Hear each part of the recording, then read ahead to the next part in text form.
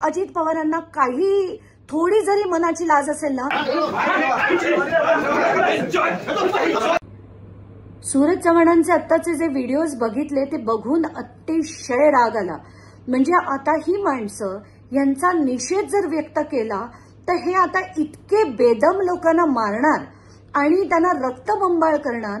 आणि त्याच्यावर त्यांना परत जेव्हा काही चॅनल्सनी मी त्यांचं बोलणं आता ऐकलं की त्यांनी आमच्या विरुद्ध म्हणे असंविधानिक भाषा वापरली आणि असंविधानिक, तर त्यांना त्या संविधान या शब्दाचा अर्थ कळत नसावा आणि असंविधानिक भाषा वापरली म्हणून आम्ही त्यांना असंविधानिकपणे कुठून काढणार, बेदम मारणार, रक्तबंबाळ होईपर्यंत मारणार। ह्या लोकांना काय पात्रता आहे यांची राजकारणात येण्याची? का फक्त अजित पवारांच्या पुढे मागे फिरतात म्हणून यांना राजकारणात इतका थारा मिळतो?